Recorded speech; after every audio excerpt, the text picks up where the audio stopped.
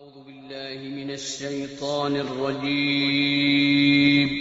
پناہ مانگتا ہوں میں اللہ کی شیطان مردود سے۔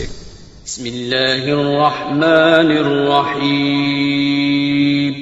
شروع اللہ کا نام لے کر جو بڑا مہربان نہایت رحم والا أعوذ ہے۔ بالله من الشيطان الرجيم بسم الله الرحمن الرحيم فأرسلنا عليهم الطوفان والجراد والقمل والضفادع والدم آيات مفصلات فاستكبروا وكانوا قوما مجرمين فأرسلنا پس بھیجا ہم نے علیہم الطوفان ان پر طوفان کا عذاب، والجراد اور مکڑیوں کا عذاب، والقمل اور جوؤں کا عذاب، والضفادع اور مینڈک کا عذاب، والدم اور خون کا، آیات یہ نشانیاں تھی، معجزات تھے، مفصلات واضح، فاستکبروا پھر انہوں نے تکبر کیا، وَكَانُوا قَوْمًا مُجْرِمِينَ اور تھے وہ لوگ مجرم۔ حضرت موسیٰ علیہ السلام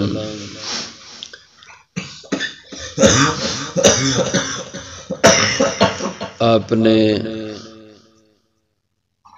عصا کا اور ید بیضاء کا معجزہ دکھایا، نہ ایمان لائے، اور پھر آپ نے انہیں اور معجزات دکھائے، اللہ کی قدرت کی نشانیوں کا ظہور ہوا، ان کے لیے اناج کی کھیتی کی کمی ہو گئی، قحط سالی کی صورت پیدا ہو گئی، پھلوں کی کمی واقع ہو گئی، پھر بھی ایمان نہ لائے۔ اب ان کے اوپر اللہ کی طرف سے مسلسل عذاب آنے لگے۔ حضرت موسیٰ علیہ السلام نے بھی اللہ سے مانگا کہ اللہ انہوں نے تو حد کر دی، تیری مخالفت کی، تیرے حکموں کی سرکشی کی، اب تو انہیں پکڑ لے۔ اب لگاتار عذاب آنے لگے، تو قحط سالی کے بعد اللہ کا عذاب یہ آیا، فَأَرْسَلْنَا عَلَيْهِمُ الطُّوفَانَ پس ہم نے چھوڑ دیا، بھیج دیا ان پر طوفان کا عذاب۔ یہ طوفان کیا تھا، اس کی مختلف تفسیریں اہل علم نے لکھی ہیں۔ ایک تو یہ جو ہمارے ہاں بھی طوفان کا لفظ عرف میں بولا جاتا ہے، تیز و تند ہوائیں چلیں تو ان پہ ہم طوفان کا لفظ استعمال کرتے ہیں، تو اس طرح ان کے اوپر تیز و تند ہوائیں چلا دی اللہ نے۔ یا طوفان سے مراد یہ ہے کہ موسلا دھار تیز بارشیں اللہ نے ان پہ مسلط کر دی، جن سے ان کی کھیت کھلیان وہ پانی سے بھر گئے، مکانات پانی سے بھر گئے، اور نہ لیٹنے کی جگہ نہ بیٹھنے کی جگہ، کوئی صورت ان کی زندگی کے گزارنے کی نہ رہی۔ اور یا طوفان سے تیسری مراد یہ ہے کہ یہ یمنی زبان میں طوفان طاعون کو کہتے ہیں۔ طاعون کی بیماری اللہ نے ان پہ مسلط کر دی، جس نے ہزاروں ان کے لوگ قبطی مار دیے۔ تو یہ طوفان کے کئی مفہوم ہیں، اور یہ ذہن میں رکھنا کہ یہ جتنے عذاب اللہ کے ان پہ آتے رہے، ہر عذاب کا جو دورانیہ تھا وہ ایک ہفتے کا ہوتا تھا۔ ہفتے کو یہ عذاب شروع ہوتا تھا اور اگلے ہفتے تک یہ مسلسل عذاب پورا ہفتہ ان پہ مسلط رہتا تھا، اور پھر اس کے بعد روتے دھوتے موسیٰ علیہ السلام سے وعدے کرتے، پھر اللہ وہ عذاب ہٹا دیتے، اور پھر اگلے عذاب کے آنے تک کم و بیش 1 مہینے کا وقفہ ہوتا تھا،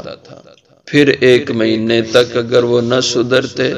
تو مہینہ گزرنے کے بعد اگلا عذاب آ جاتا تھا۔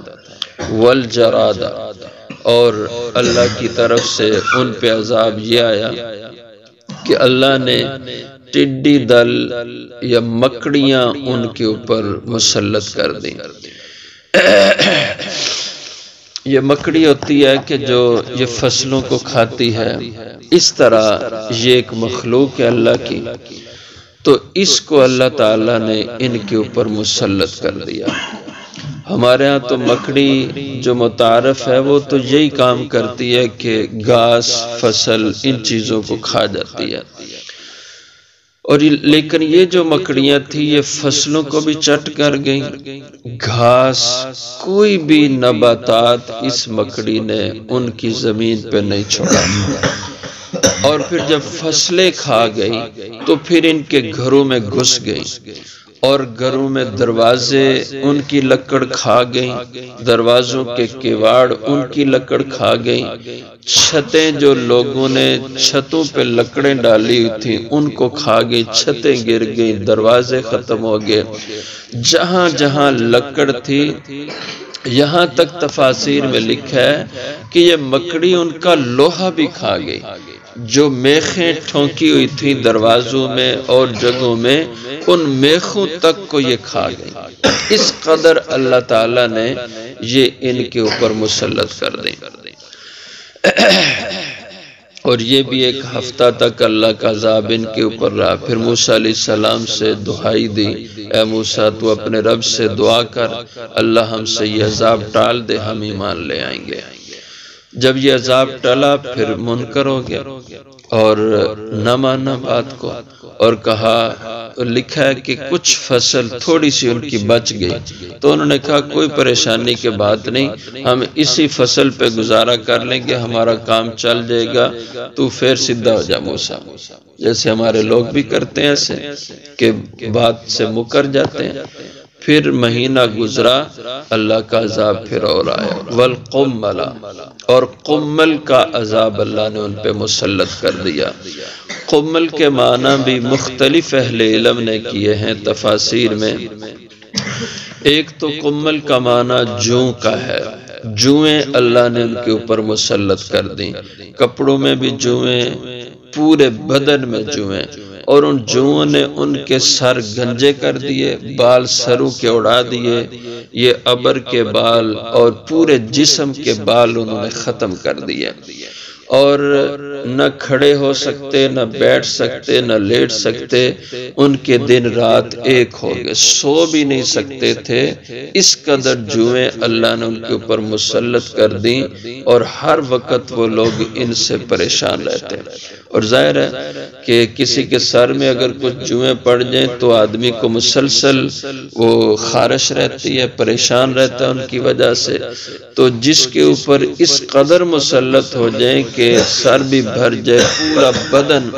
پورے بدن پہ وہ چمٹ جائیں، کپڑے ان کے بھر جائیں، تو وہ انسان کیا زندگی گزار سکتا ہے۔ یہ عذاب بھی 1 ہفتے کا تھا۔ یا قمل کے دوسرے معنی سسری کے بھی کرتے ہیں، یہ گھن ہوتی ہے جو دانوں کو لگ جاتی ہے، تو یہ معنی بھی قمل کا کیا جاتا ہے کہ یہ گھن کا عذاب تھا کہ ان کے اناج کو گھن پڑ گئی، جو چیز کھانے کی ہوتی تھی وہ گھن ان کو کھا گئی، اور اناج کی قلت پیدا ہوگی، اور طرح طرح سے ان کے لیے یہ مشکلات پیدا ہوگی۔ اور اسی طرح اس کے معنی یہ کھٹمل کے بھی کیے جاتے ہیں، چیچک کے بھی اس کے معنی کیے جاتے ہیں، مختلف اس کے معنی ہیں۔ والضفادع، اور مینڈک کا عذاب ایسے تھا کہ مینڈک ان کی زمین مینڈک سے بھر گئی، یہاں تک لکھا ہے اگر کوئی شخص بیٹھتا تھا تو وہ ایسے لگتا تھا جیسے مینڈک کے اندر وہ گھس گیا ہے، اس کے چاروں طرف مینڈک ہو جاتی اور یہ ان میں دب جاتا تھا، اس قدر اللہ نے ان پہ مسلط۔ اگر کوئی آدمی لیٹتا تھا تو اس کے بھی ہر طرف مینڈک ہو جاتی، اس کے لیے کروٹ بدلنا مشکل ہو جاتا تھا، اور زمین پہ چلنا، کام کاج کرنا مشکل۔ اگر منہ کھولے تو منہ کے اندر مینڈک، کوئی کام کرے، ہنڈی پکائیں اس کے اندر مینڈک بھر جاتی، چولہے میں آگ جلاتے تو اس کے اندر مینڈک گھس جاتے تھے۔ اور بعض حضرات نے لکھا ہے یہ اس وقت تک یہ خشکی کی چیز تھی، یہ خشکی میں رہتے تھے مینڈک، لیکن جب انہوں نے اللہ کے حکم کی اس قدر تابعداری کی کہ آگ میں بھی گھس گئی اللہ کے حکم کی بنا پہ، کہ آگ میں بھی یہ چھلانگ لگا جاتی، تو پھر اللہ تعالیٰ نے ان کو پانی کی مخلوق بنایا کہ چلو اب تم پانی میں گزر بسر کرو، اور پانی میں ان کے لیے چونکہ آسانی اور لطف ہوتا ہے، اس لیے اللہ نے انعام کے طور پر ان کو پانی والا مزاج دے دیا۔ یہ ایک روایت ہے۔ تو بہرحال اس قدر یہ اللہ نے ان کے اوپر مینڈک کا عذاب مسلط کیا کہ ان کا کھانا پینا چھوٹ گیا، نہ کھا سکتے تھے، کھانے کے اندر بھی یہ بھر جاتے، نہ پی سکتے تھے کہ جب منہ کھولتے منہ میں مینڈک چلا جاتا، کوئی چیز برتن رکھتے وہ مینڈک سے بھر جاتے تھے، یہاں تک جیسے میں نے عرض کیا کہ چولہے میں آگ جلاتے تو مینڈک آگ نہیں جلنے دیتے تھے، آگ بجھ جاتی تھی ان کی وجہ سے۔ اس طرح اللہ کا عذاب آیا۔ والدم، اور خون کا عذاب۔ یہ خون کا عذاب کیسا تھا؟ ایک تو یہ ہے کہ ان کی جو پینے کی چیزیں ہوتی تھیں وہ ساری کی ساری جب پینے کے لیے استعمال کے لیے یہ کوشش کرتے، ویسے پانی رکھا ہوا مٹکے میں، مشکیزے میں، کسی برتن میں، تو وہ پانی نظر آتا تھا، لیکن جب اس کو کسی پیالے میں ڈال کر پینے کے لیے منہ کی طرف لے جاتے وہ خون بن جاتا تھا۔ ہنڈی پکائی ہے وہ سالن ٹھیک ہے، لیکن جب اس کو پلیٹ میں ڈالتے کھانے کے لیے تو اس کا شوربہ خون بن جاتا تھا۔ تو جو چیز پینے کی ہوتی تھی وہ جب پینے کے لیے پینے کا وقت آتا تو وہ خون بن جاتی تھی۔ اس طرح خون ہی خون ہر طرف سے، اس نے ان کی زندگی کو تنگ کر دیا۔ دوسرا مفہوم اس کا یہ ہے کہ خون سے مراد یہ ہے کہ ان کی نکسیر جاری اللہ نے کر دی، ہر وقت ناک سے خون بہ رہا ہے، خون ہی خون، کپڑے بھی خون سے بھرے ہوئے، بدن پہ بھی خون، اور کوئی سکون نہیں آتا تھا۔ اور تیسری تفسیر اس کی یہ کی گئی ہے کہ خون کا عذاب اللہ نے ان کے اوپر مسلط کر دیا کہ اللہ تعالیٰ نے ان کے خون میں اتنی گرمی پیدا کر دی، اتنی حرارت، تپش پیدا کر دی کہ انہیں سکون ہی نہیں آتا تھا۔ جیسے ہمارے ہاں بلڈ پریشر کی بیماری ہے، یہ بلڈ پریشر کی بیماری اللہ نے ان کے اوپر مسلط کر دی کہ وہ نیند بھی نہیں لے سکتے، سکون نہ دن کو آتا ہے نہ رات کو آتا ہے، ہر وقت بے چینی، اور دماغ اس کی وجہ سے خراب ہونے لگے، ان کے مزاج تلخ ہونے لگے، یہ حالات ان کے اوپر بن گئے۔ تو آیات مفصلات، یہ اللہ کی طرف سے نشانیاں تھیں، اللہ کی طرف سے موسیٰ علیہ السلام کے یہ معجزات تھے مفصلات، ایک اس کے معنی کہ واضح قسم کے، کسی کو ان کے عذاب ہونے میں کوئی شک بھی نہیں ہو سکتا تھا۔ کافر قبطی بھی مانتے تھے کہ موسیٰ یہ تیرے معجزات ہیں، یہ تیرے رب کے کرنے سے ہوا، اس لیے اپنے رب کو کہہ دے، دعا کر اپنے رب سے کہ یہ ہم سے ٹال دے۔ انہیں بھی واضح تھا کہ یہ ہمارے اوپر موسیٰ کی طرف سے عذاب ہے۔ یہ مفصلات کے معنی، اور ایک معنی مفصلات کے کیے فصل، جو اس کے معنی آتے ہیں الگ الگ، کہ یہ جتنے معجزات تھے ایک ہی وقت میں نہیں تھے بلکہ الگ الگ فاصلے فاصلے سے یہ تھے۔ جیسے میں نے پہلے عرض کیا، ایک مہینہ گزر جاتا تھا ان کا آرام سے، مہینے کے بعد پھر اگلا عذاب شروع ہوتا اور وہ ایک ہفتہ رہتا۔ فاستکبروا، اتنے عذابات میں مبتلا ہو کر کے بھی ان میں نرمی نہیں پیدا ہوئی، ان میں کوئی تواضع عاجزی نہیں پیدا ہوئی، اللہ کے آگے وہ نہیں جھکے، بلکہ فاستکبروا، تکبر ہی انہوں نے کیا۔ اور وکانوا قوما مجرمین، اور وہ لوگ تھے گناہ کرنے والے، مجرم لوگ تھے، اللہ کے باغی لوگ تھے، سرکش تھے،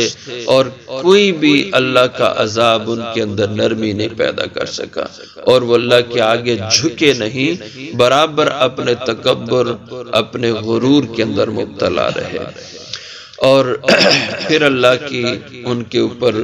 بڑی پکڑ کی شکل پیدا ہوئی، ان کی ہلاکت کے لیے اللہ نے مزید سامان کیا، جس کا ذکر اگلی آیتوں میں انشاءاللہ۔